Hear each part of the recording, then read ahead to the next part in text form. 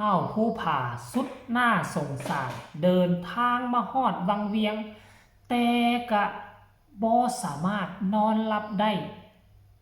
นั่งสวดมนต์ทั้งคืนสอดแจ้งตีสามตีสี่จนว่าเทียนหมดทานผู้ชมทุกข์ใจแห้งตอนนี้สบายดี FC แฟนคลับทุกทานมาพบมาพ่อกันทานผู้ชม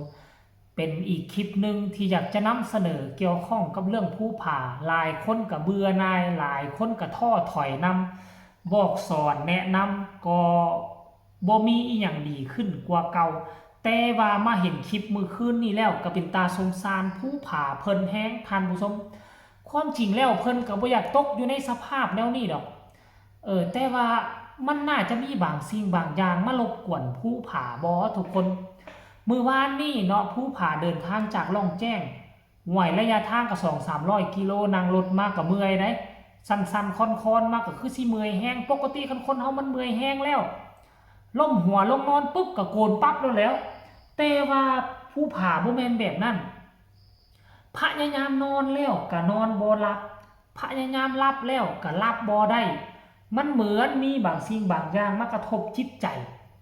จนเฮ็ดให้เพิ่นลุกขึ้นมาสวดมนต์แผ่เมตตาสวดมนต์แผ่เมตตาหมดคืนเลยทุกคนเอ้ยเทียนจนว่าหมดจนได้เศร้าไปหมดคืนจังไดตั้งแต่ช่วงค่ำๆจนไปฮอด3 โมงเช้า4 โมงเช้าบ่หลับบ่ไหลและก็บ่ย้านบ่กลัวอีกตื่มได้ตอนที่เรารับนี่แหละเราจะย่านจะกลัวมันอาจจะมีบางสิ่งบางอย่างเข้ามาหาเราโดยที่เรามองบ่เห็นเราก็เลยตื่นมาจุดธูปจุดเทียนแผ่เมตตาเฮียนบทสวดมนต์แล้วก็โอ้ลมกับบรรดาแฟนๆ FC แฟนคลับที่เข้ามาชมทานผู้ชมน่าสงสารอีหลีไหมคนพวกเรานี่น่ะอยากนอนก็นอนบ่ได้อยากหลับก็หลับบ่ได้มันเหมือนมีบางสิ่งบางอย่างเนาะอยากให้ทุกคนไปเห็นคลิปนี้ว่าผู้ผ่าหน้าสงสารแนวไหนเป็นตาลูโตนแห้งทุกคนไปชมพร้อมๆกันเลยตามก็สามารถคอมเมนต์มาได้เด้อฝากกดไลค์กดแชร์ให้เด้อผู้พาเพียงมาเผยแผ่ธรรมะสิ่งที่ผู้พาศรัทธาต่อครูบาอาจารย์ไม่ได้เผยแผ่ทางสังคมออนไลน์ตัวใดมันผิดก็ขอโทษนำบ่ต้องเก็บมาใส่ใจตัวใดมันถูกก็เก็บไว้เลขมื้ออื่นจะเป็นสัตว์ปีกเป็นความเชื่อส่วนบุคคลเด้อถ้าเป็นไปได้บ่ต้องเชื่อมันสิเบิดเงิน ไต่ทูบนี่มันนี่2 อันนี่ไม้ซ้ำนี่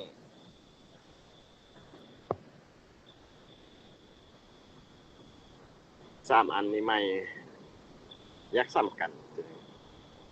ตัวนี้ไม้น้อยเดียว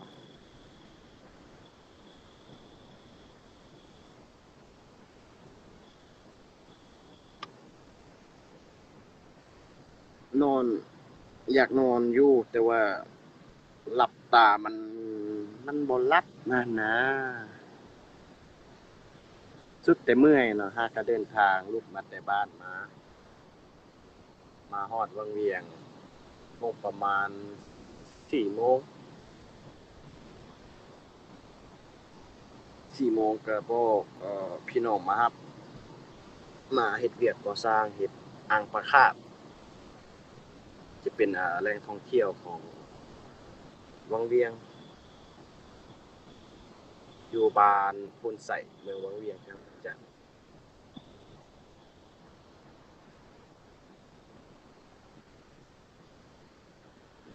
อ่าสิส่ง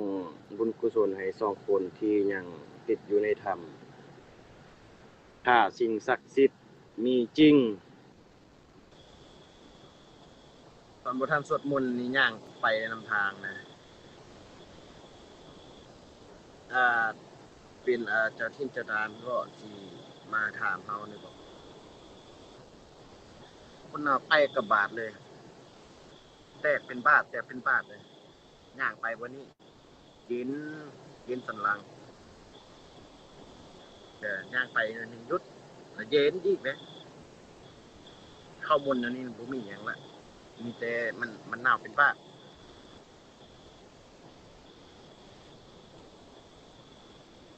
เทียนกระเบิดบ่มีเงินซื้อละ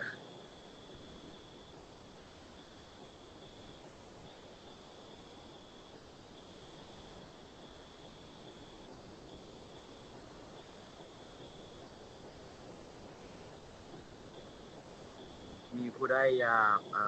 เข้าร่วมวิดีโอนำบ่สามารถคอมเมนต์ให้เด้อเข้า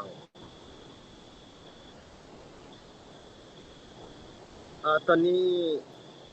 อยู่ทางลาวเฮาก็เป็น 12:29 นาทีสิฮอดครึ่งแล้วเนาะต่างประเทศสิเพิ่นอาจสิแจ้งอะไรอยู่พุ่นเพื่อนเอื้อยหยังความสบายอยู่อาศัยสัพพัทธานาเนสุปฏิทิติตังสาริสาริคัทธาตุมะนาโตภิงสุทัพพุปังสักกะลังสัทธากายสาวะยัสสาวัจสาติภะวัฏามิติสัทธาคัจเจสยะนิอาสยานิธานิขามะเนจาปิสัพพะตาเห็นแล้วหรือยังผู้ใดบ่ตกอยู่ในสภาพนั่นน่ะคงจะบ่มีวันเข้าใจสำหรับค่อยนี่ตั้งแต่ติดตามคลิปติดตามข่าวผู้ผ่ามาบ่แม่นว่าเราบ่อยากอยู่ตะเมาะตะแมะแบบคือคนอื่นเขาแต่ว่าเราอยู่บ่ได้มันอาจจะมีสิ่งที่มองบ่เห็นกำลังรบกวนจิตใจของผู้ผ่าอยู่บ่เคยได้ยินแต่คนอื่นเว้าคนที่ตั้งใจจะบวชกำลังจะบวชกำลังถือศีลกำลังปฏิบัติธรรมเนาะมันจะมีสิ่งที่มองบ่เห็นนี่แหละมาบังเบียดเสียดสีมารบกวนจิตใจคือบ่อยากให้บวชตั้งแต่สมัยพระพุทธเจ้าจะตรัสรู้ก็คือกันเนาะก็มีสิ่งที่บ่ดีเข้ามารบกวนจิตใจพยายามมาขวางมากั้นบ่ให้เพิ่นตรัสรู้ได้ผู้ผ่าก็คล้ายๆกันได้ยินว่าคันผู้ผ่าเฮียนสวดมนต์ได้ประมาณเดือนนึงแล้วก็สิสามารถบวชได้แต่พวกเจ้าฮู้บ่นับตั้งแต่วินาทีนั้นจนมาฮอดมื้อนี้น่ะผู้ผ่านี่ลำบากอีหลีเว้ย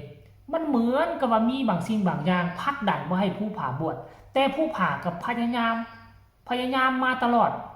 เป็นต้นคือมื้อคืนนี่นอนบ่ได้ก็ขึ้นมาแผ่เมตตาหมดคืนเลยซะแล้วเฮียนสวดมนต์ไปก็ยังบ่รับมาแผ่เมตตามามาลงโอ้โหท่านผู้ชมก็หมดคำสิเว้าบ่ฮู้แนวสิเฮ็ดเฮาก็บ่เก่งทางด้านธรรมในพระพุทธพระธรรมพระสงฆ์เฮาก็บ่ฮู้ผู้ผ่าก็เลยเว้าอยู่หั่นเนาะผู้ใดฮู้ก็แนะนำผู้ผ่าแด่สอนผู้ผ่าแด่เพิ่นก็เป็นน้องใหม่เพิ่นอาจจะบ่ฮู้เรื่องราวเกี่ยวข้องกับตัวนี้ปานใดเรื่องพระพุทธศาสนาเนาะเพิ่นก็บ่ได้ว่าหยังเด้คันตัวใดผิดก็แนะนำเพิ่นว่าผิดตัวใดถูกก็พากันส่งเสริมเพิ่นแด่ผู้ผ่าเว้าเป็นตาสงสารอีหลีทุกคนเนาะเอาคลิปนี้ก็ขอฝากอีกคลิปก็แล้วกันเด้อทุกคนเดี๋ยวติดตามตอนต่อไปเนาะคลิปต่อไปนี่ผู้ผ่าคิดไงสร้างแบรนด์เป็นของตนเองใกล้จะวางขายเร็วๆนี่เดี๋ยวคลิปหน้าจะนำพาทุกคนไปขยายความสำหรับคลิปนี้คนละ1 ไลค์ 1 แชร์ลาทานผู้ชมไปก่อนสบายดี